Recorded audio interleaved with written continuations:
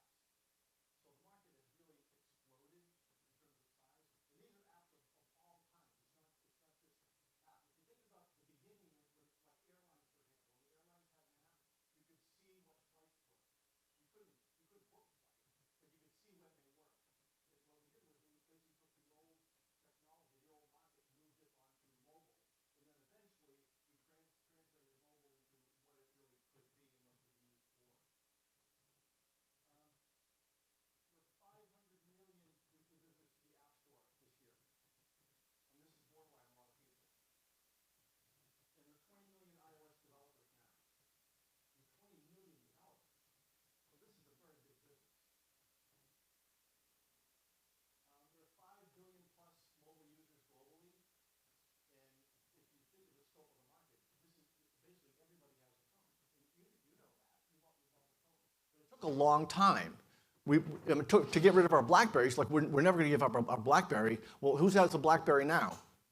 I mean, maybe as a collector item, but we don't really have them anymore. We've transferred to this, basically to this new world. There are 194 billion app downloads annually. So that doesn't mean that people have this many apps on their phone, but that's how many get to their phone, at least at one point in time.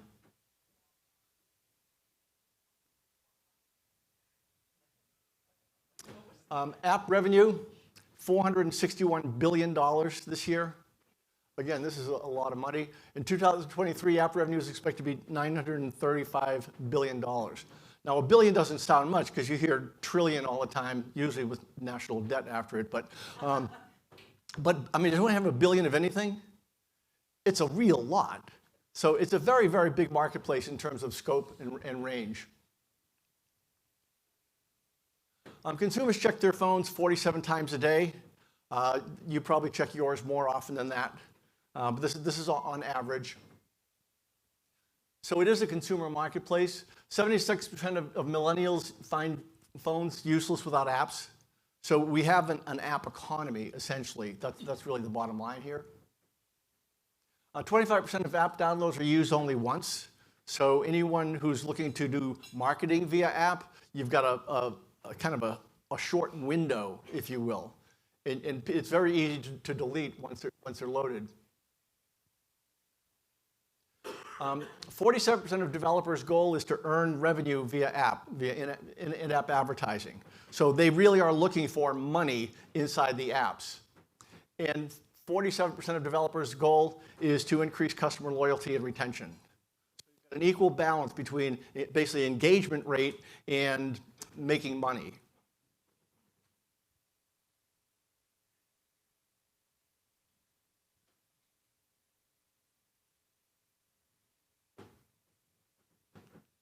And 50% of media buyers say in-app advertising delivered better audience targeting than other forms of ads. So marketers do see the value of this whole economy. It's not like it's gone unnoticed. It really is being noticed in a big way. 54% saw better customer engagement. So we are having an interactive experience with basically with apps and the new app economy. So that brings us to basically today's agenda, what we're going to talk about today, which is really tackling this whole field of where do you go, how do you make money, where's the play. We're going to start with the panel on navigating the in-app ecosystem with a discussion of that. Then we're going to have a keynote presentation from SimpliSafe, which I'm sure everyone knows SimpliSafe because their advertising is extremely everywhere. But they've got a lot of innovation, which you'll hear about today in terms of what they're doing with their app. We've got a sponsor spotlight presentation, and that'll be a short presentation followed by a networking coffee break, which will all be right here. And then we have a panel discussion how apps can make money, which I know everybody wants to know that.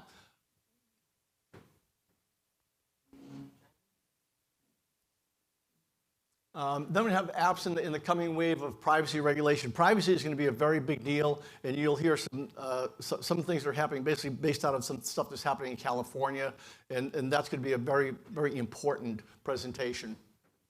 Lunch, then a keynote address on taking an app to the next level. That'll be by the Chief Marketing Officer of Bearburger, who's done a lot of innovation in this arena. Then we'll have a short sponsor spotlight presentation, and then a coffee break for networking. And we'll wrap it up on an in-app messaging panel discussion. So we've got a full day ahead of us. I hope you're all ready to absorb really a lot of information. If the first panel could come up to the stage, that would be really good. And I know you're all here. Actually, I hope you're all here. No, actually, I know you're all here. So we're going to kick this off by starting with basically navigating the in-app ecosystem. To lead this discussion is Persephone Casel, the VP Associate Media Director of Mullen Lowe Media Hub. She's Vice President Associate Media Director at Media Hub, responsible for the brand media planning of JetBlue and Dropbox. She's worked in New York and London for 8+ years across a wide variety of clients with a focus on luxury and travel. Please join me in welcoming Persephone and her panel. Thank you. Is that working? You guys in here? Okay, cool. Great. So thanks so much. I think, as Chuck said, there's a really great day ahead of us. I think we'll try to keep this a little bit more high level since a lot of the panels and spotlight discussions later this afternoon get deeper into the data and all that fun stuff. So for now, we'll talk about navigating the in-app ecosystem.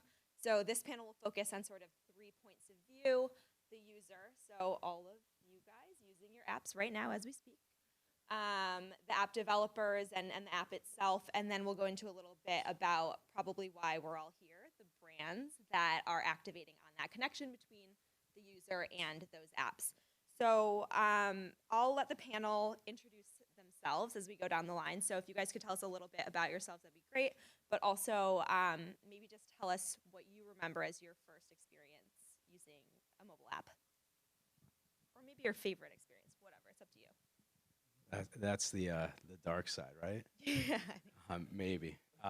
So I'm Jason Blake. I'm with a new creative and communications agency called New House. We started about a year ago with the intent to rethink, reimagine how entertainment marketers, specifically studios, the networks, all other entertainment content providers, were marketing their brands, their shows, their contents and properties, and just taking a new stab at that, using data, using different ways of storytelling.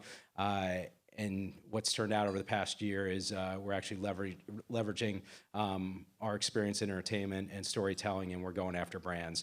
Prior to that, I've worked at a multitude of agencies, Group M, Entertainment Sports Partnerships, MEC Global, MDC Partners, and I know there's someone from MCD Partners here. And prior to that, I was at ESPN, Disney Internet Group, and that actually takes me to my I guess, my intro to apps, where back on my flip phone years and years ago, I was using both the ESPN app in its nascent stages to check scores, and also probably using Google Maps, again, on my flip phone to find where I was going.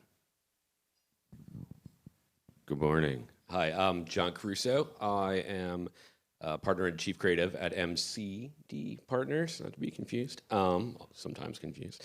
We are a digital marketing and digital experience design company working across a lot of industries, from financial, insurance, consumer electronics, entertainment, and just enough nonprofit work to be able to sleep at night, which is quite good. So we've been in business for 20 years. We're in New York and Chicago, and just rolling out to LA because the weather's nice out there. And app-wise, it's funny you mentioned flip phones.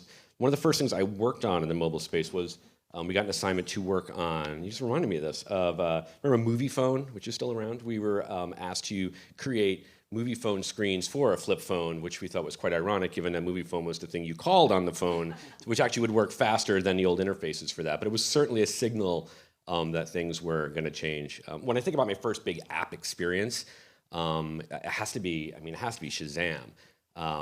Being out somewhere, hearing a song, pushing that button, that giant button, best interface ever. One button, gotta love that. And knowing what song it was. I mean, I understand how it works now, but it felt like magic, and it still feels like magic to me. I mean, that's the beauty to me for technology, right? Is that the magic in it, and having to have that view and perspective on it. And also being able to hear and track where you were when you heard a lot of the music, which I think is quite cool. So I think that's quite fun. That's my app that I remember.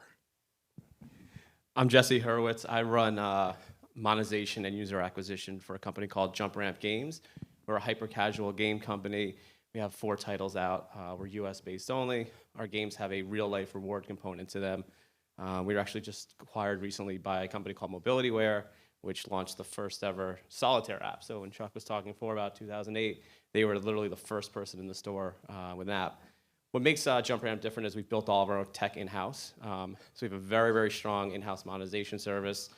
We didn't take anything out of the box, so we're 100% ad supported, which is very important to us, to have our own technology, and we cohort, drive different funnels for our ad partners. And then on the acquisition side, we're heavily data-driven on how we buy, right? So for us, buying users has to equate into, if I give somebody $1, I've got to get at least $1 back, right, from a source, right? So we're always optimizing and looking down funnel and using different tools to help drive those users for conversion and crank up our traffic sources. So my background was previously in was Facebook, Google, kind of tech side. So this is my first jump to the app side. It's been an awesome ride and super cool. For me, I'd say my most favorite app, it's got to be Google Photos, because it reads all your photos on your phone, as really good AR, and knows the pictures, and like all of a sudden like little stories of your kids will come up, or like a weekend comes up in the app. It's super cool. So it kind of reminds you of like memories from a couple years ago. Just pops up. So it's always an engaging app for me. Great, thank you. So I think we'll start talking a little bit about the user perspective, so the consumer's perspective, so all of us in this room, and how that mobile apps really impact the user's life. So I think the first question we really want to talk about is, I don't think anyone can argue that mobile apps are now an integral part of everyone's life. As Chuck talked about with all those stats, it's really stark. Everyone uses them. I mean, I see you guys using them right now in the room, so I think we can agree that there's no question there. So digging into that a little bit further, I'd be really curious to hear the panel how you guys feel about what value apps have brought to the world and to the user themselves. So has this explosion of mobile apps really added value, and then in what ways? So Jason, you had mentioned earlier the ESPN app, which I think is perfect. I can't think of an industry that has benefited more from this constant connection that apps provide than the sports industry. So I'd love to hear a little bit more about that, and then in general, what other value you think that apps are really bringing to the user. Yeah, I mean, Persephone, that's a jump right into sports, which is taking advantage of just the overall digital landscape, every innovation along the way, and now it's apps. There was a report or study that came out, I guess, last week about the first weekend of the NFL season, where I think it was 56 or 58% of all viewers of NFL that first weekend watched a portion of the NFL on some kind of streaming device and or an app. So if you think about it and the fact that, Amazon and Twitter and, a number of other, digital companies are making the plays if they don't already have access to rights. The fact that Yahoo Sports made an incremental, purchase of rights as part of their NFL deal probably a year or two ago to start streaming NFL games on their app. What they want to do is, sports organizations and those that control sports and those that want to leverage sports, they just want people, looking at their phone, their app. In sports, the phone might become the first screen instead of the second screen. So if you think about all the sports fans playing fantasy, and now with legalized sports gambling in a number of states, with DraftKings, FanDuel, William Hill, PointsBets, you name it, there's going to be more and more of that. There's going to be it's a proliferation of the rights amplification, but then on top of it, you have new media companies that are starting natively as apps. So you have Overtime, which started as high school and street basketball. And I heard someone say yesterday that they have over 50 million viewers and fans. You have The Athletic, which is started as a native app. They have a desktop application as well. But you're going to see more and more of these content companies and sports-related rights holders going app first. Again, I think that eventually, the mobile phone will be the first screen, not the second screen. Great. Yeah, happy to go down the line, but I definitely want to make sure that we kind of flip the script on the game and talk a little bit more about casual gaming. So Jesse, especially from the jump ramp side, I'd be curious to hear about the value that we see being added from more of a casual gaming aspect as well. Yeah, so it's interesting in our sector. There's two verticals, right? Hyper casual and casual.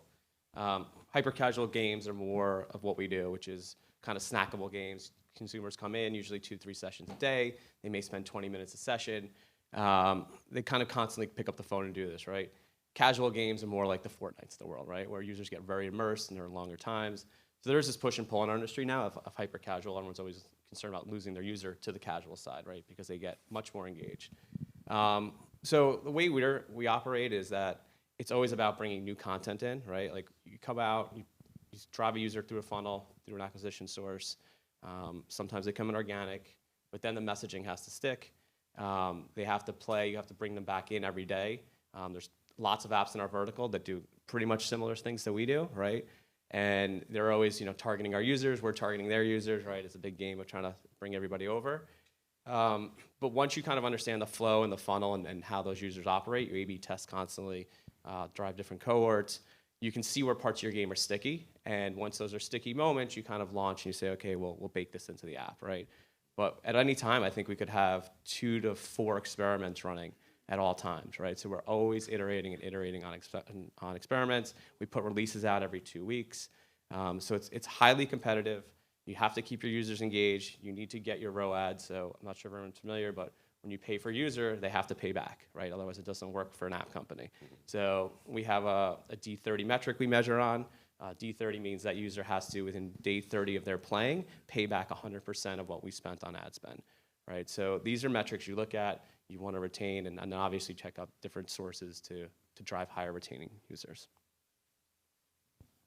Cool. John, I don't know if you had anything else you wanted to add to that. It was pretty running the gamut. It was great. I'm just obsessed with hyper casual. I haven't heard that. I want to be like a hyper casual creative director. I think that's great. You can pull it off. Yeah, thanks. I think from the app perspective, the only thing I would say when you're talking about the value of apps, I think from an experience perspective, is just from design, different than other digital media, is a certain simplicity to it, right? Because we were talking about Shazam before. I mean, it's the one button interface, right? And it's not just that. It's, you can control your design environment to the thing you're trying to do, but then it's also connected to the cloud. You were talking about Google Photos. Yeah, I mean, that organizes everything. It's going to, I wouldn't say it's going to replace memory, but sometimes it seems like it has. Any receipt you don't want to lose or things like that, you photograph it, and you can search it. It's looking in and it's searching for through the visuals to pull out receipts you're looking for, different sort of things as well. So, you know, there's a value with the apps, not just in the design, but it's connected to the cloud and all of your data and those sorts of things, which I think is really advancing things. So it's not as much just on your mobile device, but connecting across the whole, you know, your whole digital life, which I think is a real power for a positive user experience and just staying organized for hyper-casual people like us, right? Great. So I'd love to kind of flip that on its head and talk a little bit about the negative impact of apps. So probably not what you guys thought we were going to talk about today at this in-app marketing conference. But I do think it's really interesting. When apps first came out, a lot of the messaging around it was about productivity and how apps can help us be a little bit more efficient and do what we're trying to do anyways, but faster. So there's a lot of thought leaders out there, the likes of Cal Newport with digital minimalism, et cetera, that really think that the proliferation, of mobile apps has actually done the opposite and made us highly inefficient. So I'd love to hear a little bit more about your point of view on that. John, you mentioned Movie Phone earlier, and the fact that you've been able to see this process and see mobile apps from the backside over quite a range of time. So yeah, I'd love to hear how you think that's unfolded from the back end over the years. It's a tricky one, right? That's like, are we being productive with our technology or not? You know, clearly you must have met my wife, who buys every book that's out there about, you know, the dangers of technology, and she'll leave them around the house, and I'll be like, you do know what we do for a living here, right? It's Does she buy the digital version of those books? Of course not. You got to come over. It's all books everywhere. But so I mean, there are some serious arguments being made, and we have to pay attention to it. Technology is advancing so fast; it's coming at us so quickly, you know, and we're not able to adapt to it, and the rate of change is accelerating. So it is coming at us quickly, and there are serious questions being asked about it. But on the flip side, we were talking when we all met earlier today. We were talking about our families. I mean, if you start explaining the good old days to your children, you realize how much time we used to waste, right? I'm sorry, I'm so much more productive with, you know, a mobile device. You explain to your children, say, oh, back in the day, you know, my brother and sister, I would pile into the car with grandma and grandpa, and we'd go and get lost. Remember getting lost? We drive around, right? You know, grandma would be like, why don't you pull over, Henry? You'd be like, oh, I got it. And you'd just be gone.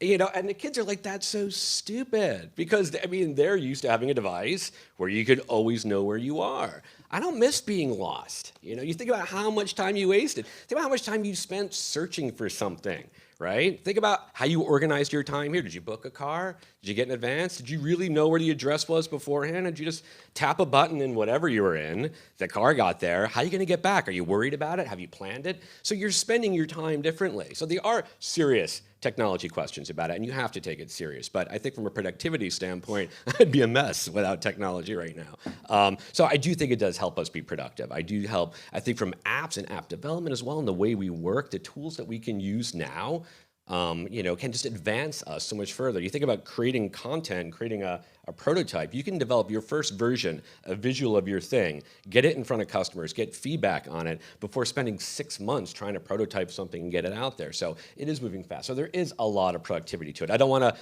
downplay the negatives of, you know, and the criticism of, you know, how technology is working against us. Anybody who's got children, particularly in middle school and social media, those are certainly serious things to look at. But I do think from a productivity standpoint, technology is advancing. It's just something we have to keep an eye on for sure. But you know what, on that point, it seems like our kids are all around the same age. My son can't live without his Amazon app. And at first I was a little worried that he thought that, you know, even though we've taken him plenty of malls because we live in Jersey, you know, I thought that he was going to think everything is on Amazon, right? It was a big kind of a light bulb that went off and hit his head, and I guess my wife and my heads the other day when he was trying to find something for school on Amazon and couldn't find it, whether they were, you know, sold out or whatever. And he reported to us when we got home that night, did you know you could also buy something on staples.com? And so I think that at first my fear is that it would teach them not to be as resourceful as we had to be, you know, when we were doing everything, you know, with, you know, on unpaved roads and without running water. Right, but I actually see it as it's teaching them how to be more resourceful, you know, more quickly. And the fact that apps from a, you know, user experience, it's a much cleaner interface. It's once they figure out where they're going to go there. Yeah, and I guess, Jesse, to take this a step further, I'd love to hear from your point. Does this even matter? Do apps have to be productive? You're talking more about the hyper-casual gamer or not hyper-casual gamer, and you know, the purpose of games doesn't necessarily mean productivity. So, does this even matter? Well, other people's loss of productivity equals ad revenue for me, so I'm okay with that in some sense of it. Yeah, listen, I think it's anything in moderation, right? And games and you know, whether they're hyper casual or casual, they're meant to give you escape, right? And it's meant to take away and give you some enjoyment in your life. And yes, listen, let's be straight up here. All games are developed to get you to fiend more, right? Like every game is well thought out, where they are trying to get you to that next level, right? Like they'll know when to give you that extra free man on the house because they think they can get you to that 2 more levels when you actually buy something, right? Like games, there's a lot of thought that goes into this. But I think everything within moderation, it's good, right? And yeah, we all talked about our kids up here, and you know, me being in the mobile game industry, it's kind of like, well, when I tell my kid not to play a mobile game, it's like, well, Daddy, that's your job, right? So there's a push and pull, but I know how to regulate it, and we're very careful on how much we expose. We do want to get him out on those unpaved roads, and we make sure he's, you know, fully active. And our younger son, same deal, right? They're pulling milk carts to school both ways, and you know, we got him working. But no, there are potential evil, you know, there are potential underlying brain-changing moments within apps. It's how you use them, it's how you enjoy them, right? And I think with anything, there's a way, and if there's a way to do it responsibly, and you should not, you know, not let your kids or you play from them for some odd reason. Like, don't be concerned, just be aware, right? Great. So I think we'll probably move into the next point of view, which is really from the point of view of the apps themselves and the app developers. So my first question for you guys is, for myself, thinking back 2 or 3 years ago, I would never really imagine holding up my iPhone to a credit card reader because that makes no sense at all. But now I do that almost every day. It's awful. Pret is benefiting a lot from me. But my question here really is, if we're going to develop an app in this day and age, it seems like everyone can do it and does do it with that number of people that are developing apps. But how do we actually do it well? And more specifically, should we be thinking about this from the point of view of designing for user experience or designing to encourage people to adopt a new behavior or something in between? John, I see you nodding. I'd love to hear from your point of view, having designed many apps and interfaces over the years. Which should we be doing and when? Both. I mean, that's the trick. If they're not aligned, you're not going to get there, right? So, you know, a lot of times, we talk a lot about convention in design. You know, if you're trying to get a user to do something, if they recognize the pattern, right, don't invent a new one, right? So you want the user to be able to do something, recognize how to use something, get through it quickly.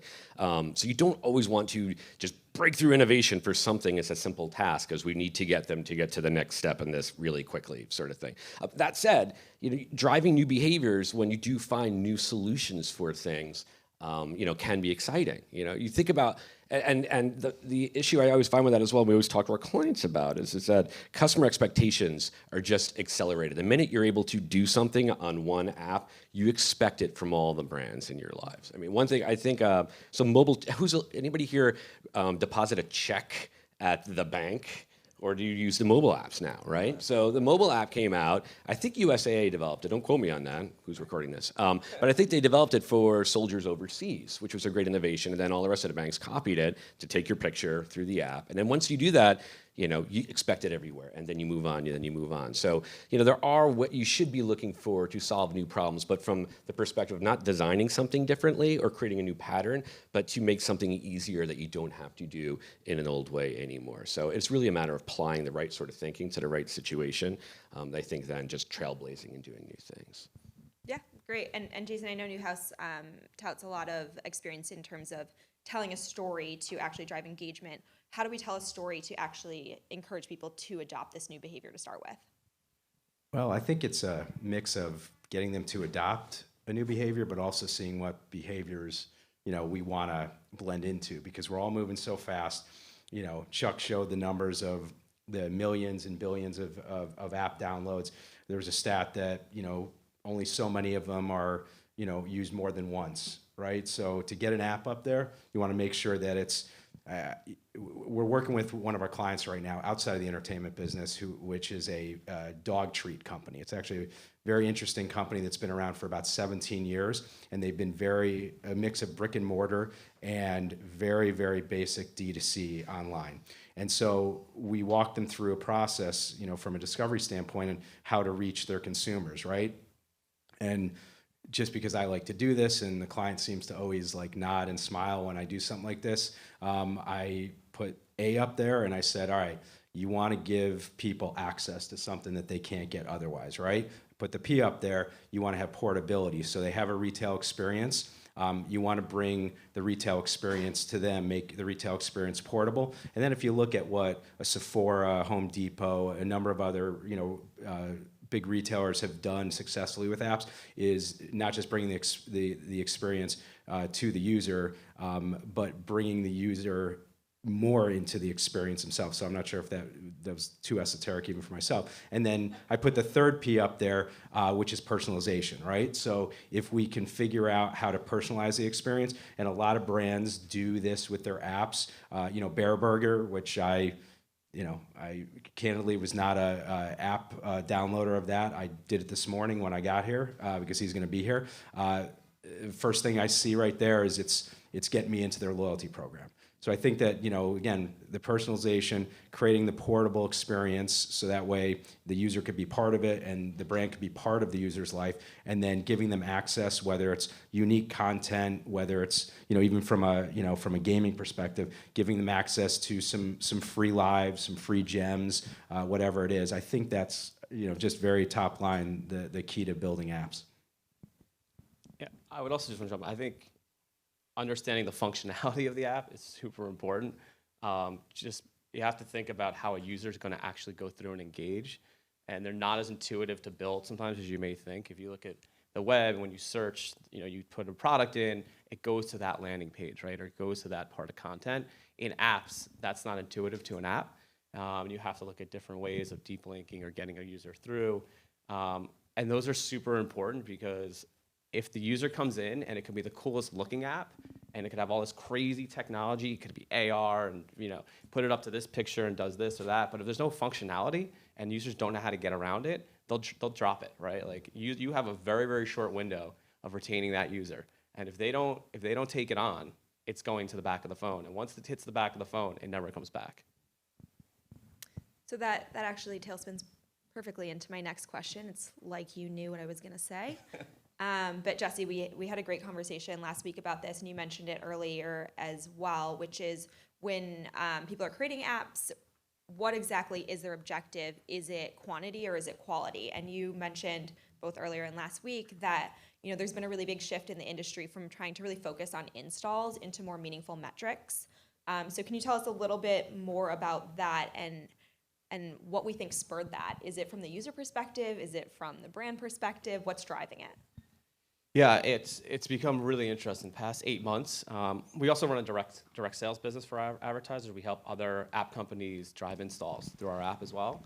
And we saw the model shifting from what's really a purebred CPI, where somebody would say, hey, I'm going to give you on Android, $7 to drive an install of my game, right? It's a nice bounty to receive. That was, a year ago. They were all over this. You had tons and tons of public app developers coming in. Now they're coming in and saying, I don't want to give you that $7 anymore. I want to really give you something closer to $4, right? But I'll give you a little bit of a bounty if you can drive my user down funnel.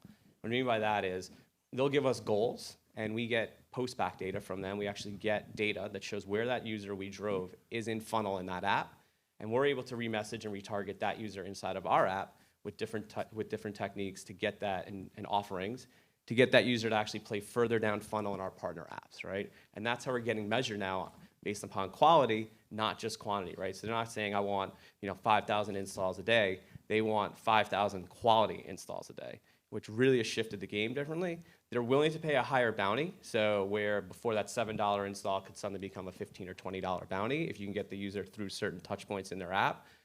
They are willing to pay up, right? So CPI is now going more to a CPA, CPE type offering.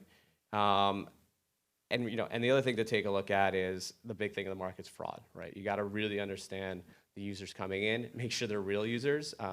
We've built our own fraud systems in-house. We use some out-of-the-box stuff as well. I think right now, from where we're buying from our traffic sources, I'd say we claw back another 5 to 10% every month from our traffic sources on fraud we found within our app, right? In our own sensors, not stuff that got caught. That's on top of what's already got caught coming into the app. So we take it very seriously. Those are things as well, when you're looking at quality, you don't want a bot, right? You don't want to be just buying bot traffic, and that really doesn't matriculate into any real revenue. So those are things we look at. Know your numbers, like you have to go through them every morning. We sit there for an hour and a half every morning, going through every set of numbers, retention, quality, traffic sources, and we optimize out that day, right? So we optimize every single day based upon the previous day. Great. So I think we're going to move into the third perspective that we want to talk about today, which is really, again, why we're all here. So brands, from a brand perspective, how do we integrate? How do we leverage, apps to connect with these users? And I think the first question that we want to ask is this relevant for my brand? Is in-app marketing relevant for my brand? So there's a lot of brands out there that either still don't have apps or have ones that are just awful. So from that perspective, do we feel like these brands should still play in this space, or is there an opportunity for them? I have a feeling you guys probably all have something to say, but I think if we start from the left side with Jesse, it'd be great to hear examples of how brands have activated with JumpRamp and either done this successfully or maybe not. Yeah, so we ran a campaign for, I'm not sure I can talk about, we'll just call it a ride-hailing company, right? There's newer ones out there, so it's one of the ride-sharing companies. They needed users who had previously installed their app, used it, but hadn't opened it for 30 days, and who had a competing app on their device. Since we're an app, we can see a lot of that in our ecosystem. We can see on device, we know, okay, there's a partner app for this company. We used deep linking technology in our app where we did mention we give rewards, and we'd say to the user, hey, we'd pop up this icon suddenly for them because we knew they were in that funnel of users who had the app but hadn't taken a ride from that company in 30 days. An icon would pop up with that logo. We'd say, hey, book your ride through us. We'll give you 5,000 tokens for booking your ride. So this is an action they were probably going to do anyway. They wanted to book a ride, but they got 5,000 tokens from us, and that they can use in our app for us to book that ride, right? We get paid a bounty from that partner. They get to bring back a user that may have churned potentially into their app, right? So that's a good user experience. The user got something positive from me, got a nice ride from them, and they actually start to learn where they can come to my app and book and do other things. You can shop, you can purchase from our app, we can reward out. We do a lot of stuff with large retailers as well. So it's these types of executions, I think, that you're looking for. Do you guys have anything to add? I think it'd also be interesting to hear if you have any experience working with clients that just, don't want to drive to their app at all or don't even have an app, but how they might have activated within the mobile space and specifically, obviously, in-app. So it's interesting. So to Jesse's point, in terms of, being very data-driven, right? So we're working right now. We've been doing a lot of research on behalf of one of our movie studio clients, and they don't necessarily want, not every movie has an app, right? They have websites and they have Fandango. So we've been toying around with a lot of different ideas of how to for in-app advertising, to be able to feed whether it's teaser, trailer content or exclusive content, and that's great. But you need to be very driven in terms of who you're sending that out to. So we've been working with a geoframing technology company, which takes geofencing to the next level, right? Where with geoframing, I'm not sure is anyone familiar with geoframing? So geoframing, so geofencing, you could hit someone with a message within a square mile area or within a certain neighborhood, and that's been working for a lot of brands, especially retailers and then manufacturer brands that will sell at certain retailers.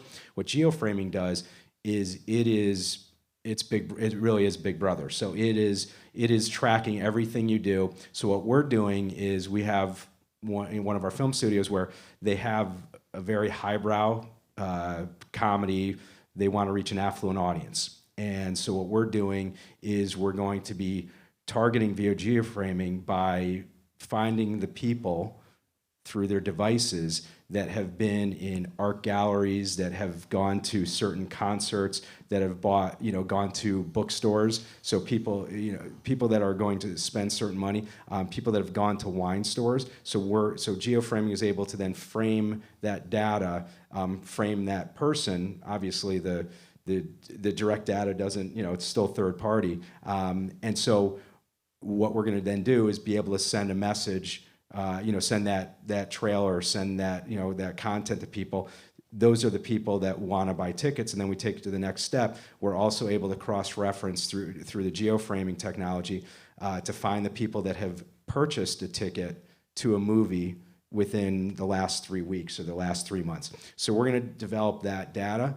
And then I was going to say the other thing in terms of storytelling, Persephone, you mentioned, not every brand might think they should have their own app. A lot of brands might think, what am I doing within this app and advertising? But I think that's where, if we look back to every type of media, advertising and media, whether you call it branded content or native advertising, if you could integrate naturally within the app, and we were talking about all of our kids are playing team sports, and it sounds like John and I are going to be probably within a couple miles of each other in Flemington, New Jersey, at our respective kids' sports on Sunday. So They're going to be geoframing you. Both of us. They already together. are. Yeah. So I'm on Team Snap, 4 or 5 hours a day checking things. So what Team Snap has done a good job at is feeding, a Domino's pizza or a Subway restaurant ad in there. They're starting to build some branded content. So if you think about the branded content and the very targeted, relevant ads that can be fed through certain apps, that's going to be a win as well. Great. So I want to bring it back to the user experience again, but this time from the brand perspective. So if we can pit the user experience against the brand objective, I'd love to understand how you guys see those two coming together, or maybe even competing or butting heads. John, you had mentioned earlier, I'm really stuck on this movie phone example, but you had mentioned earlier movie phone. When you get a brief like that, how would you tackle it? Would you start with the user experience? Would you start with the brand objective? And how do you marry those two together? Sure. Yeah. I mean, they have to be aligned. There's just no doubt about it. I mean, otherwise, you just got to walk away. I would say one of the things we talk about a lot in our company is trying to frame a business problem as a customer problem and bring it down to digital media really quickly, right? Your business problem might be, we need more customers, or it could be we need more revenue, whatever. But you got to work from there down to what's the experience challenge that you have. Why aren't you getting there? And kind of walking across the journey. Why aren't you getting more customers? Is it breakage in the experience? Are there pain points? Do they not understand which one to get? Are they not ready to buy it? Is it too expensive? But once you start doing your research and finding the right points across the journey, you can align things back to the brand objective by and large. But no, if your user objectives are not aligned with your brand objectives, you're on the wrong team. You have to get these things aligned, and it's not a difficult thing to do. It's just you got to get things into the hands of customers quickly. You have to validate with customers and make sure you're solving the right problems, right? Not just solving the problems you can solve. And it's really about problem identification and prioritizing those things to make sure you're solving the ones that have the most value. And that's really the trickiest thing. I mean, the one currency that most people don't have enough right now is just time. I mean, budgets are one thing, but it's really time. You want to get to something quickly, so you really have to prioritize. You have to learn fast because your competitors are coming on quickly, and you just have to get to market quicker and make sure you're making the right decisions. So we spend, we have this saying in the company, it's like start smart or start over. And if you make the wrong step, particularly in anything involving technology, it's going to get really expensive really fast. So you want to make sure you're doing the right things every step of the way. And often the best way to do that is just validate with customers as frequently as you possibly can. Great. And Jason, you mentioned this a little bit in the answer to the last question, but from an overarching storytelling perspective, is looking specifically within the app too small? Should we be looking at a larger story outside of that as well when it comes to marrying those that user experience within the app to the larger brand objectives? Yeah, I mean, absolutely. We need to look beyond the phone. I mentioned when we were talking about sports earlier that down the road, who knows, the phone could be your first screen, but there's so much that happens outside the screen. We talk about retailers using apps as shouldn't be seen as a replacement for brick and mortar retail, but it should be seen as evolving and supplementing the experience. So, the retail brands that have done a great job, again, I brought up Home Depot. You go into Home Depot, or my wife goes into Sephora. She goes into Sephora when I go into Home Depot, if it's in the same place. And then, they both have very active and reliable apps that guide you through the store experience. So there's such a competition for eyeballs and for consumer dollars that it can't end, where the app ends. It needs to feed to something else. Great. Okay, so I think I would have just one last question before we go into Q&A, and it's the age-old question of sort of art and science. So I think we know that both art and science, as in data and creative formats, et cetera, are important. It's definitely not an or question here. But from a brand perspective, where should we start? Jesse, I think your team has probably pitched this many times to many clients, so I'd love to hear where you guys would start. Yeah, for us, I mean, we're all about the data, right? I mean, we're a pure play app company. We understand the user experience, but what sets us apart when partners buy from us is purely our data. We've built our own tech in-house. We cohort every user for every ad experience. So I actually know when a user comes in, if they're going to get a branding ad experience, if they're going to get a performance install type experience, a rewarded experience, a playable experience. Every ad that you see when you come in my app is curated through a custom playlist that we predetermined upon your arrival based upon certain touch points we have on you already, right? So that's what we sell to our partners, is that we're going to get you the right user, the right time at the right moment. And an example is if a user's already installed two and a half to 3 apps of the day, they're probably not going to install more apps. Let's not waste time showing a performance install campaign to this user. Let's move over to brand, right? Like, it's a lower CPM, but the ARPDAU will increase because I'm actually going to get the user to retain longer, stay in my app longer, create other actions, create other ad opportunities. So the ARPDAU model actually will shift. What I mean by ARPDAU, it's average revenue per daily active user, which $10 CPM is 1 penny, right? So for every $10 you make 1 penny of ARPDAU. So that's kind of how we measure it out. And that translates in our industry, in my part of the world. John, from the creative perspective, I'd love to hear. Well, I think just from the agency perspective, we start with wherever you are, right? I mean, you come to us and you're like, here it is. And you can start with, you start with what do you know, what do we think we know, and what do we have no idea about, right? So it will be data informed, but by and large, we often say that we either start with data-driven work or we start with hypothesis-driven work, right? Here's all the data we have, and we're going to do these things. Or hypothesis-driven work, we believe if we do this, this will come back.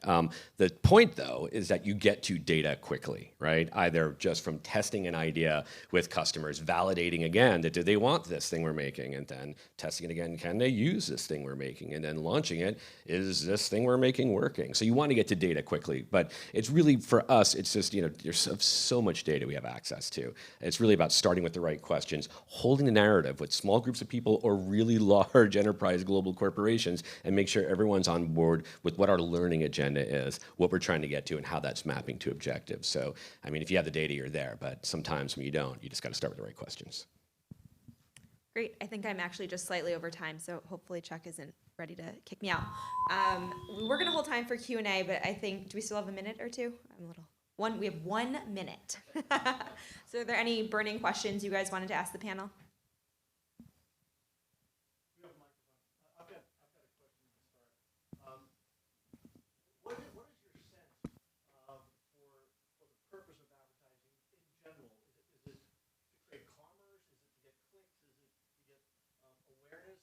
And do you have any sense, based on your experience, of when is it too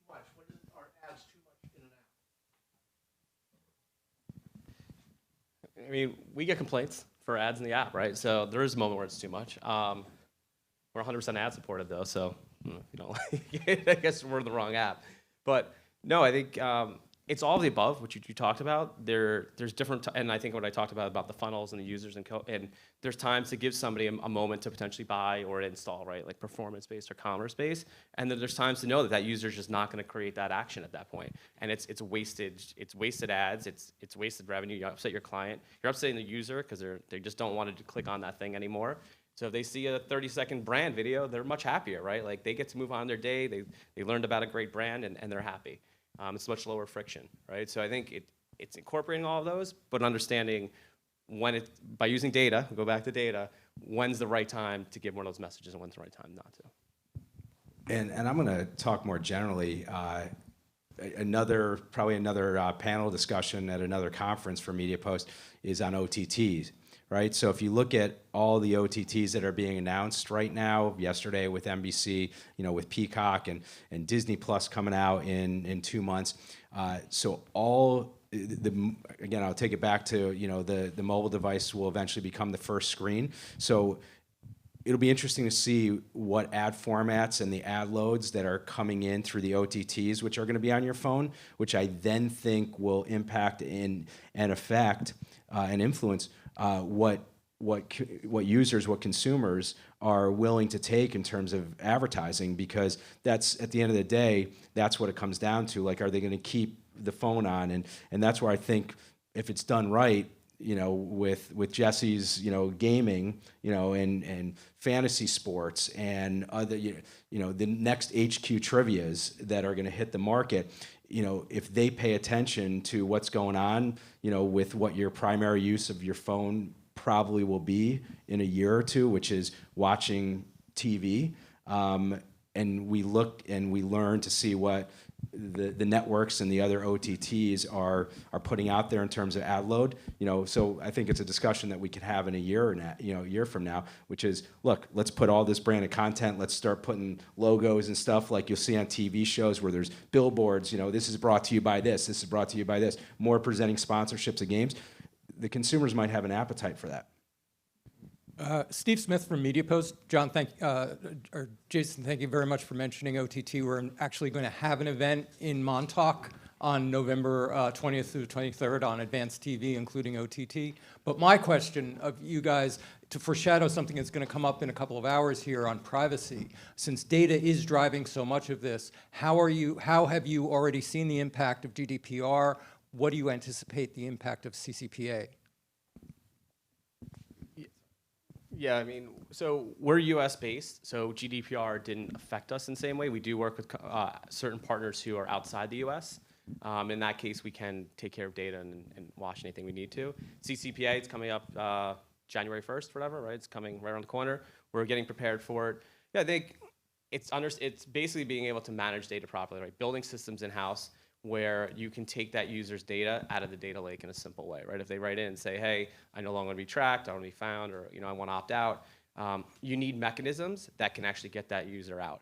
Now, it's going to vary across the board, right? Like, there's not a one-size-fits-all for this thing because everyone's app is different and everyone collects data in different ways. But just think as you're going down the path of how am I going to, in an easy format, be able to remove that user's data, and only certain parts of that user's data has to remove, right? It's not everything in broad because there are some things that are allowed to stick around, and the law right now is still written a little high level. So let's see where it goes a little bit. They'll give you some guidance. It's not going to be right out of the box. They're not going to be able to enforce it. There's a couple of month grace period. I think we'll have some more conversations in the industry about then. We'll see what users are writing in, and we'll get more sophisticated there. But just make sure you're building systems that allow you ease to remove a user if you have to. Yeah, I would just add on CCPA, I mean, we are doing work with some of our clients right now. Everyone's just trying to figure it out. It came on pretty quick, and I can tell you that the things that we are working on are being reviewed at the highest levels. So their organizations, they're all paying attention to it and trying to figure out just data transparency and the right sort of things to deal with their privacy policies and that sort of stuff. So it's being paid attention to. I think a lot of people are just learning it pretty quickly to try to get things and experiences prepared in time for in January, basically. Any other questions? We have a microphone which we can get you. Just raise your hand. And if you do, for the whole day, just please tell us who you are and the company you're with, and we'll go from there. Any other questions? Great job, Persephone. Thank you. Thanks to the panel. Good start here. By the way, Wi-Fi. Is anybody looking to get on Wi-Fi? It's kind of a secret password. We're going to give it to you right now. The Wi-Fi network is orange. It's all caps. And the password is LetMeIn15, ensuring that it actually gets made. Over the last few months, Rahul and his team have grown the SimpliSafe app to be the #1 home security app in the Apple Store and Google Apps. Please join me in welcoming Rahul.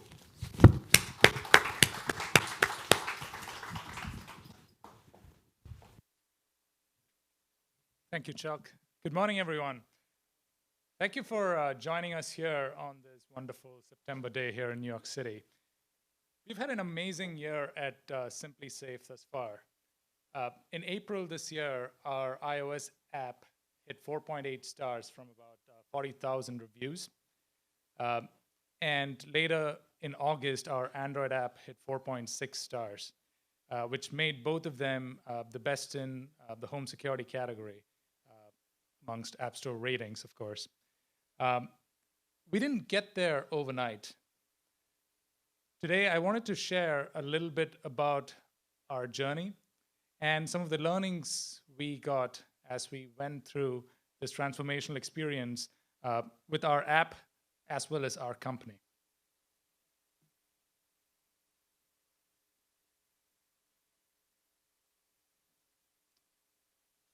Trying to figure out if this works.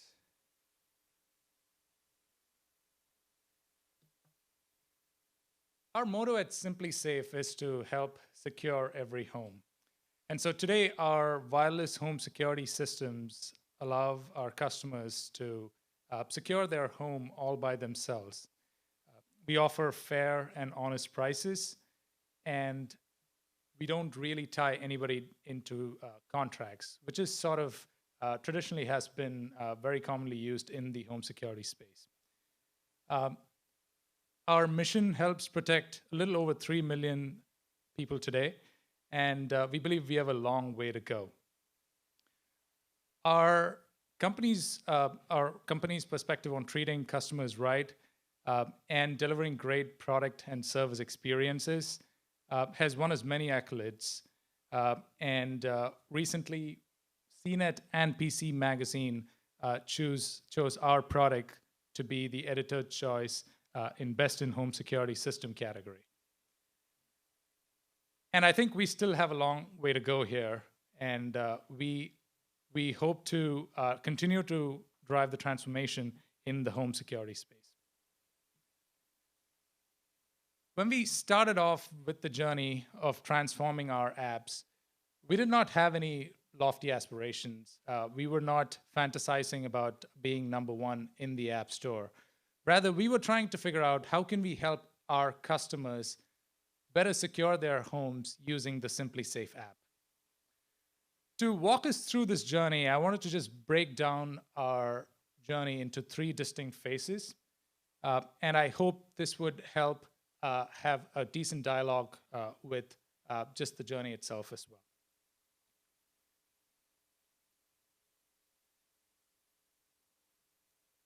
So we started off by asking ourselves, how can the SimpliSafe app help us make every home secure? Our customers have many different ways of interacting with their home security system. They have a keypad, which goes right near their front door or by their bedside, which has a nice display, and it allows users to pretty much engage with their system, to turn it on, to turn it off, change settings, et cetera, et cetera. So there was a full user interface right at your front door via this keypad. People had key fobs that they could use, that they could carry around, and they could engage with their system quite easily. So where does the app fit in? That was one of the first questions we started asking. Then we dug deeper to understand where we were doing well. What aspects of the app were helping our customers? How does the app fit into the overall ecosystem and the experience our customers were having with home security. As we dug deeper, we understood that our current app back then had a really simple user interface. It's shown on the right over there. It was very easy to use, and it was great at doing its primary job, which was helping users arm or secure their home from anywhere. But that was it. That was the key task it was doing. It was doing that really well, but that was the only thing it was doing. We learned that our customers were having a fantastic experience on our hardware, which we had developed in partnership with IDEO. And so we were fairly confident that the hardware was doing its job right.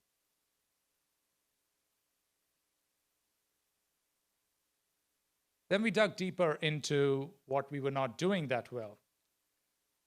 We learned that certain tasks that users needed to do with the app, it was just taking too long. There were other tasks which were not possible at all. We were not enabling users to do everything that they needed to.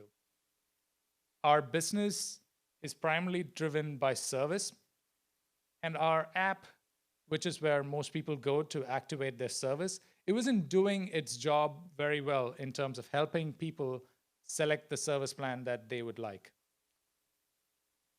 A majority of users that come to us for home security are new to the category. They're buying their first home security system. Our app wasn't really doing a great job of onboarding these users. It was not telling them or helping them learn more about our systems and services, nor was it helping them secure their home. So we understood that we had a long way to go.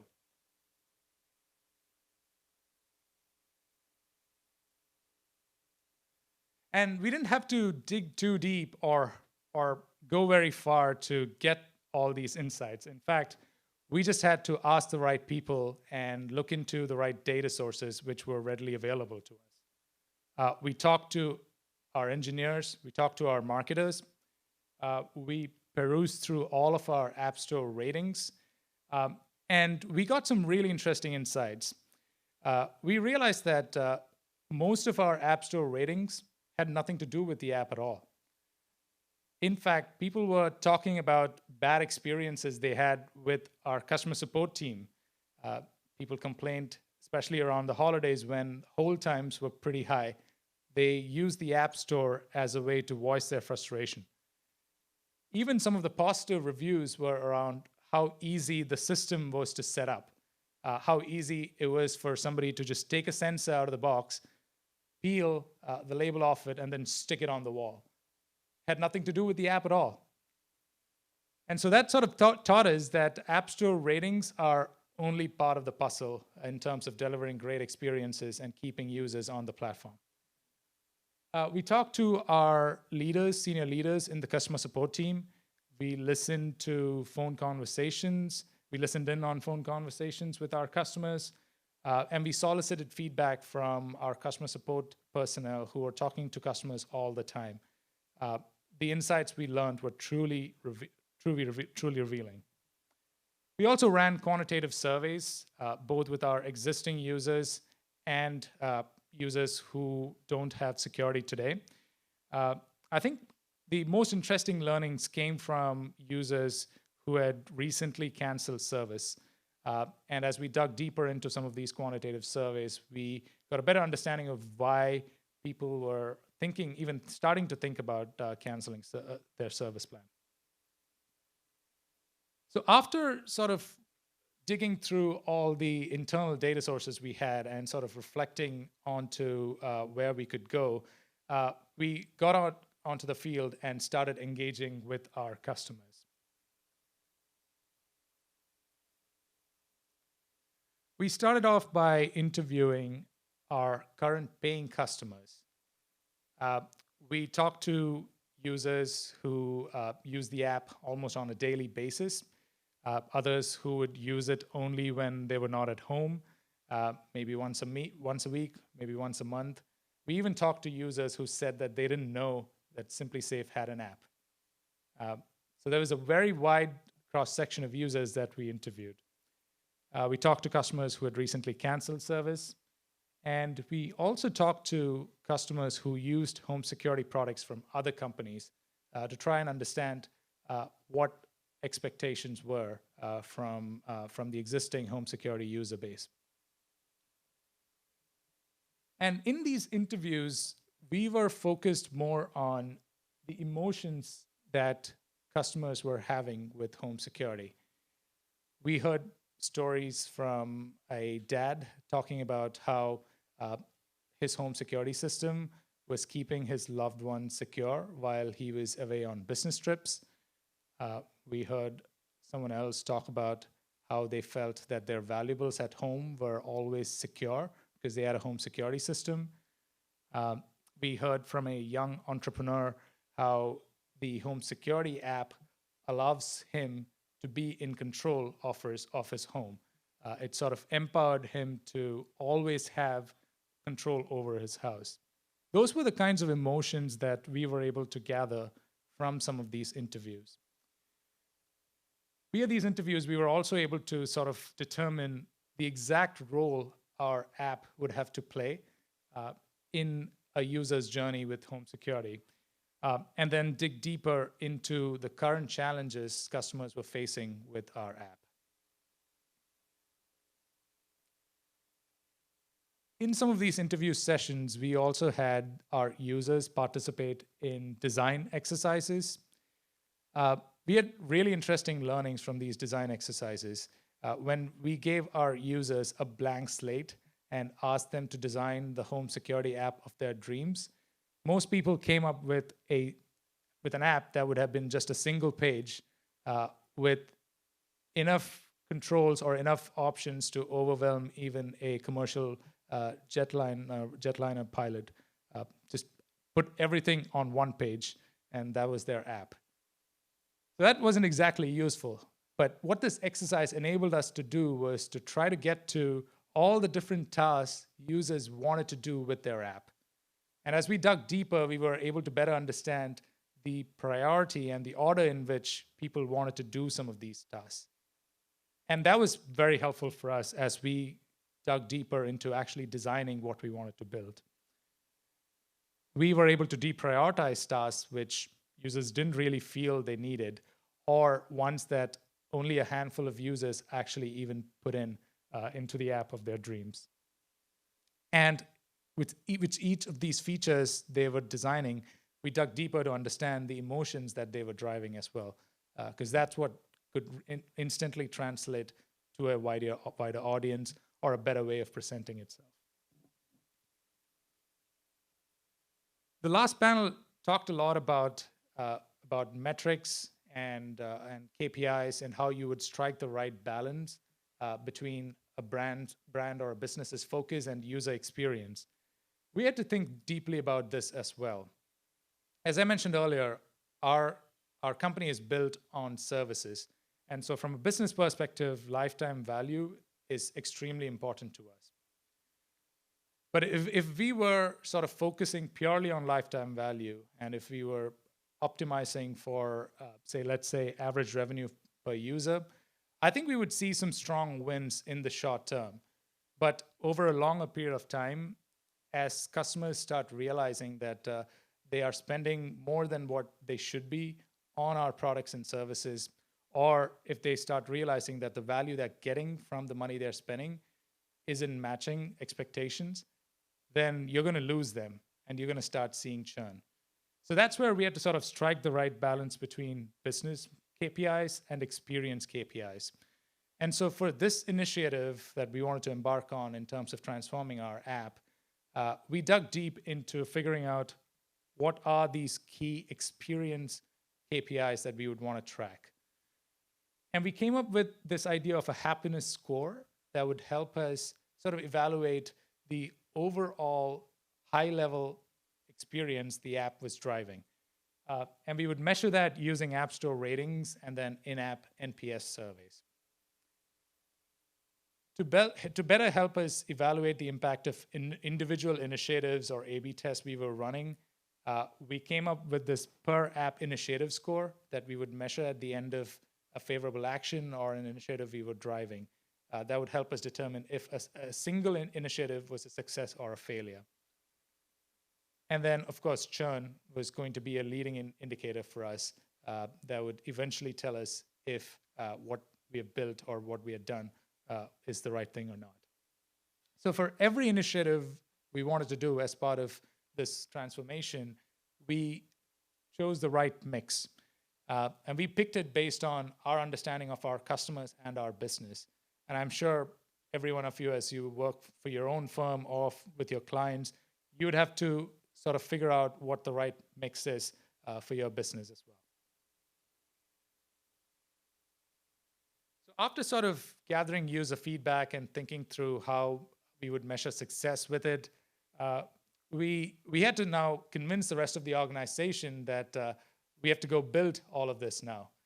And that wasn't easy.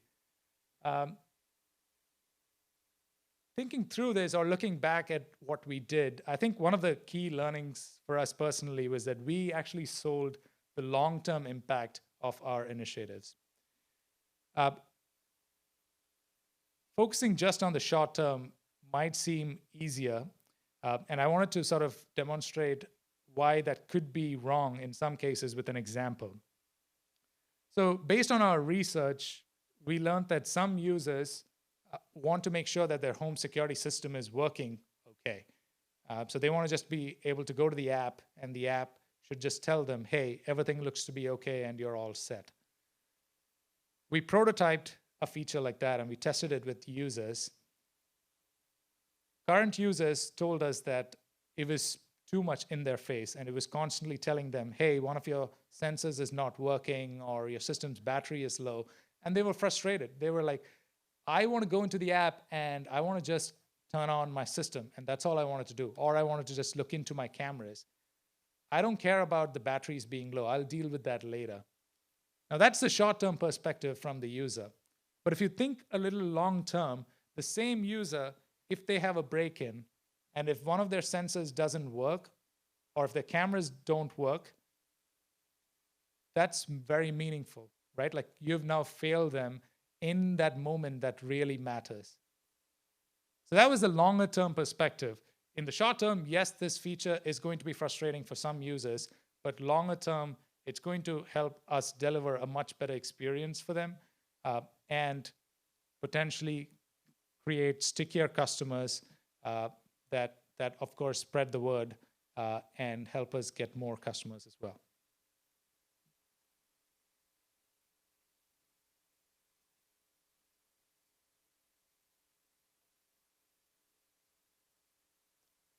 In addition to focusing on the long term, another key observation for us was that if everybody seems to like the ideas you're presenting, then you're probably doing something wrong or things are not just right. In fact, we wanted us to be challenged in terms of the ideas we were presenting, and we wanted to have engaging conversations to help us determine how we could make our ideas even better.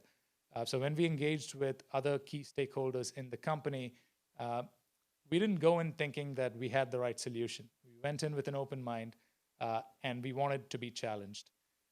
So make sure that you always set a really high bar for yourself as you transform some of your user learnings into designs and into key initiatives that you want to drive through the rest of the organization. Having clear objectives and measurable outcomes go a long way, especially when you're trying to sell your initiative to the rest of your organization, your board of directors, people who may not be thinking exclusively about customer experience or user experience. So having clear objectives and outcomes go a long way. And when challenged on figuring out how you can do what you're proposing to do in the least amount of time or with the least amount of resources as possible, we think you should bias your decision towards building the right product. Ask yourself, is this the right way to build the feature, or is this the right way you would want to deliver the feature to your customer? It might be painful in the short term. You may have to fight a lot to get or secure the resources, but long term, it's going to lead to a much better customer experience. And when in doubt, always think about how a customer might approach this problem? What would they think if you built a feature a certain way, or if you didn't build it at all? And use that story to sort of narrate to the rest of your organization and to try to convince them on why we should be doing or why we should be investing in an initiative like this. So our overall transformation of the app required a lot of time for us. It took us over a year, and it locked down a significant portion of our company's app developers. And so we had to do a lot of convincing here, and these were just some of the learnings from the work we had to do to get the buy-in.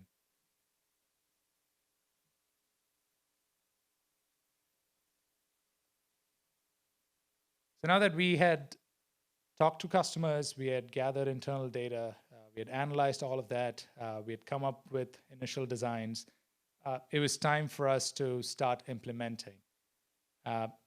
We had the team signed off, we had the budget, we had the money to spend on A/B tests, et cetera, and we got cranking. It took us, as I mentioned earlier, a little over a year to take the app from the one with the blue background here to the one on the right.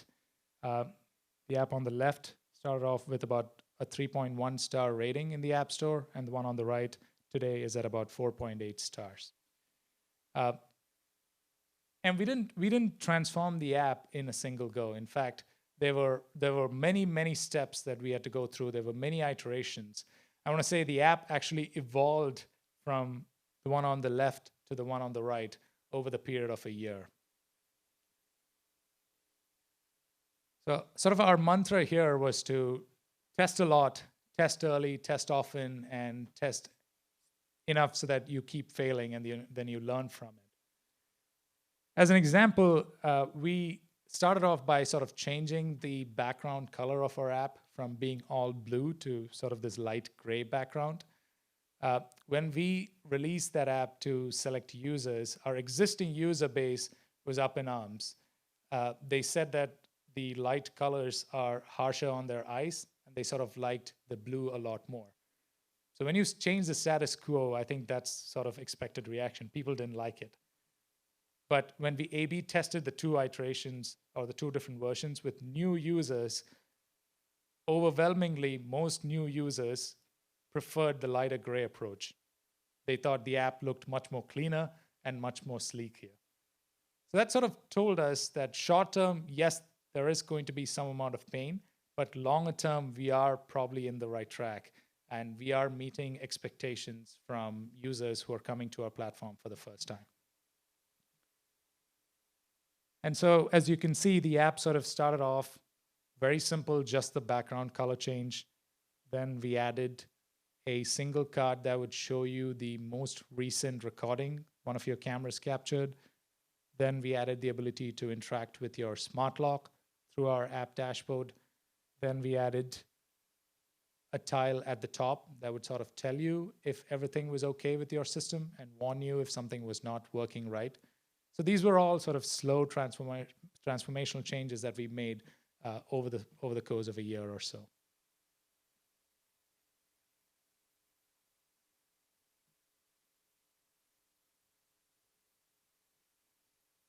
As I mentioned earlier, we were relying heavily on per app initiative scores to help us determine if something we were releasing or about to release was going to be successful or not.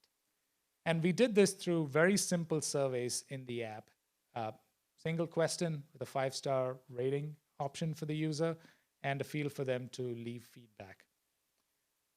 So at the end of a particular action the user would take, we would pop up this survey, and we would ask them how their interaction has been. And as we did many of these surveys, we learned that we had to keep the overall survey design to look and feel exactly the same. Otherwise, we were sort of biasing the results. So for the majority of the work we did, we had the exact same questions served to customers as we iterated through various designs and various new features. There are a number of off-the-shelf tools you could use to run these surveys in the app if you wanted to do something really quick and dirty, or you could choose to build some of these yourself in-house as well. When it comes to A/B testing, I think in the marketing world, A/B testing sort of comes naturally to everybody. You're constantly running A/B tests to figure out ways of optimizing your business outcomes. But on the user experience side, it's a little more tricky. Companies like Facebook and Google do this or strive to do this all the time. But at least in our world, in Simply Safe, we weren't used to really running A/B tests to optimize around user experience outcomes. This was one of the first projects where we started doing that. And we sort of measured user experience outcomes via 3 different touch points, as I've called out here.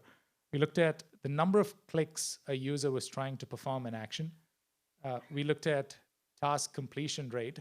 So let's say a customer wanted to check in on their cameras. We would give that as a challenge to a set of users and see how many actually completed the challenge. We would track task satisfaction rating using some of the survey techniques that I talked about earlier.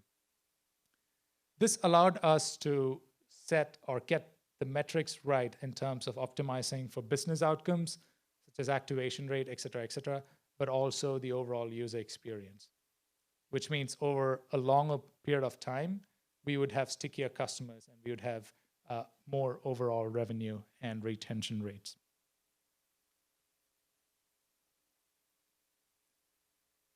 A/B testing didn't really come naturally to our iOS and Android developers. In fact, engineers don't like to fail. So we had to do a lot of convincing to get them to try out A/B tests. In fact, this is an example of an A/B test that we ran very early in the process, which helped out a lot in convincing our engineers.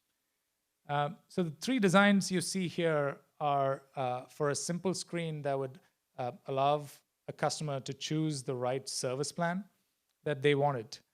The control flow was what we had in the app back then. It was very simple. It resembled sort of like a checklist. We had a new variation that was based on user research, telling us that this simple layout didn't give users all the information they needed. So we had a much more richer experience with a lot of imagery, a lot of text and copy explaining all the different features. You could swipe right and left to walk through all of these features, et cetera, et cetera. And then we had variation B, which was fairly simple, but it used iconography and a little more descriptive text to walk users through all the different features. When we sort of asked the engineers which one of these 3 variations would win, a majority of them picked variation A. And they were so convinced that variation A would win that they took the extra step of making sure that all the different transitions were working right, and it truly looked and felt beautiful. But to our surprise, the control flow actually won, and it won quite well over the other 2 variations. And that sort of taught us and our engineers that an engaging flow in certain parts of a customer's journey may not really matter or may not be doing the right thing for us from a business perspective. What we were seeing was in the activation flow, variation A was getting people to ask more questions. People were now wondering, okay, do I really want this, or would I be happier with a different plan? People were starting to get confused.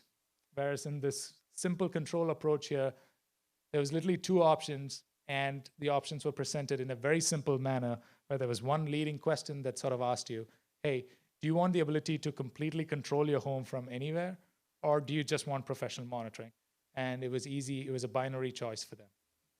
So that flow won, and it sort of convinced our engineers that A/B tests can really reveal good insights from a user experience standpoint as well as from a business perspective.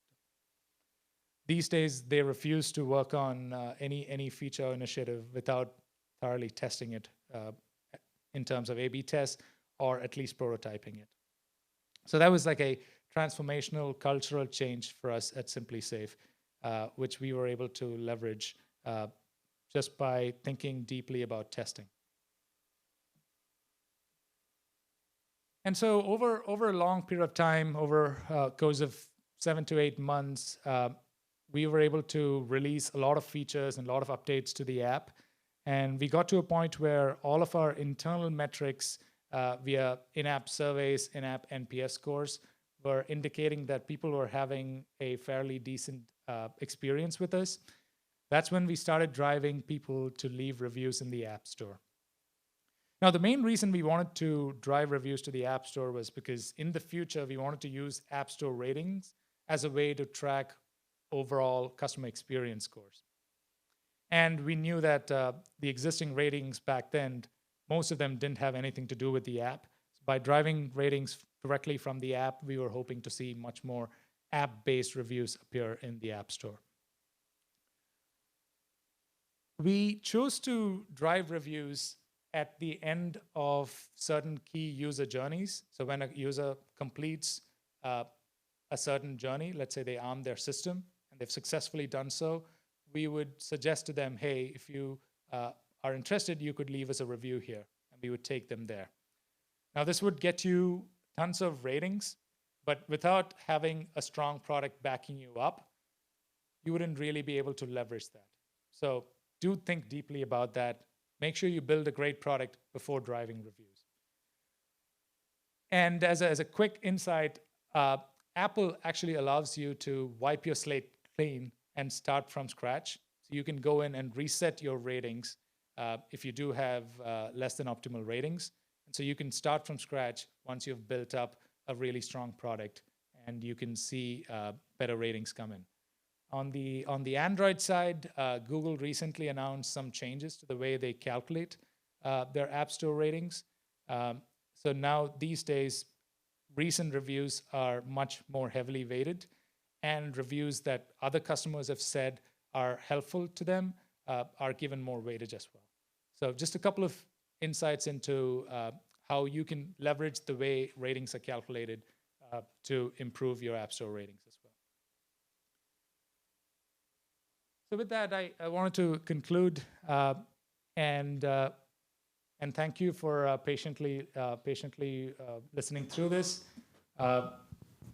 Overall, it's been a really great journey for us, and we truly believe that we've been able to transform our customers' experience by delivering them a great app, and they are thanking us by leaving positive reviews for us in the App Store. Thank you. Okay. Any questions? Just raise your hand. A quick question on your earlier short versus long term. The new users were liking this particular app version. The old users were not. If it was reversed, would you have still gone that way? Good question. I think in that particular case, we might have still gone that way. Because I think we were also looking at how apps were being reviewed by the press. And we knew that some of our reviews did point out that our app was looking a bit dated and old, so we did want to change. And one of the main reasons why it looked a bit dated and old was because of the design and the color choices. So our brand was evolving, and it was a transformational change for us from a branding perspective as well. So we would have gone ahead with the change. Great. Any other questions? Okay, thank you, Rahul. And you'll be around for a couple of minutes. And we've had an opportunity because we've helped them across very different messaging channels to understand what are their core needs, what are their core challenges. We're seeing an enormous amount of consistent data to say that a lot of them are really struggling. How do they replace the traffic that they used to get from Facebook or from Google? How do they build audience now in a much more fragmented world? And how do they do that without having to invest very significantly in technology? So the way a lot of people have thought about it is the holy grail for them, the way that they can really engage with their audience is finding a way to get to that one-to-one message. Why are you sending out a blast email where everyone gets the same content? You really want to get the right content to the right user at the right time, but that's a challenge. And now what we're seeing is an emerging kind of set of technologies that I would call messaging services provider, or MSP. You're probably familiar with email service providers, ESP, maybe even push providers, PSP. What we're seeing now is a convergence of all those into something that's going to be a unified cross-messaging platform we call an MSP. So what does an MSP have? First of all, it's real time. It's personalized. It allows you to optimize content and do that across multiple channels. A user today will use multiple devices. They might be on desktop, they're going to be on mobile, they'll be on a tablet, and you want to treat them as one identity, not as distinct identities. Today, a lot of these publishers have separate silos to deal with those users, and the whole idea is how do you actually create that together? So one way that we've spent a lot of time thinking about is email. Why email at an app conference? Well, what are the two most used apps on any mobile phone? It's not Facebook, it's not Twitter, it's not Instagram, it's Gmail and Apple Mail, right? Email is still the killer app in mobile. And the reason for that and why it's so great to invest in that platform is because email is the only thing that's persistent. A user will generally not change their address for many, many years. It's cross-platform. You can use it across every device, and that's the same user. And you know it's a specific individual. It's not a cookie that's shared among, let's say, different people using the same device. It's unique to that individual. So if you start with that as your core identity, you now can create an understanding of what that user is interested in, no matter what platform they access. The other thing is that you then can track data in real time, behavioral data for that user, tying that back to their email address. So what interests do they show when they're browsing on your site? What did they click on when they got an email? What other indicators do you have about what that specific user is interested in? When you tie all that together, you have a very clear perspective of now what that user is interested in, and now you can target content that would be relevant to that specific user.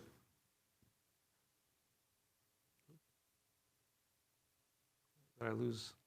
Oh, there we go. So the key here is to make sure that you can do this in a personalized way and in a cross-channel way. Cross-channel here means both email. So that would mean having a message when somebody kind of opens up their email, again, on any device, they can now see something that's relevant to them. That could be done through a push notification. Web-based push now is becoming a huge opportunity for people to connect with their audience. And of course, it can be in-app as well, where you already have information about what that user is interested in. Oop, we went a little too fast on that one. Go back. There we go. All right. The whole idea of having personalized cross-channel is now to make that automated. You need a brain, you need some kind of recommendation system to allow you to decide in real time what content is going to be relevant to what user. Now, a lot of people talk to us and say, well, this messaging services platform vision, this whole idea of I'm actually going to be sending more information to people, that's not what my users are going to want. Well, in fact, when I talk to publishers, the traditional publishers are all on the left side of the page.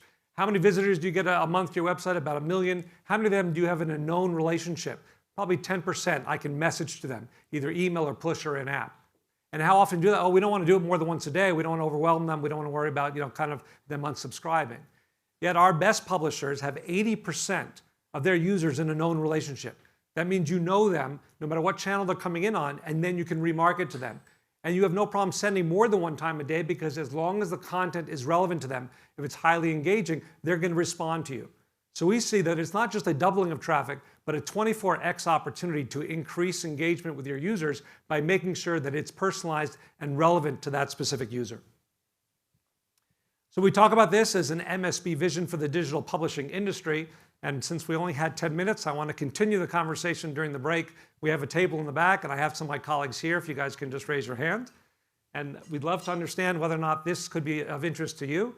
I'm Jeff at Power Inbox, and thank you very much for your time.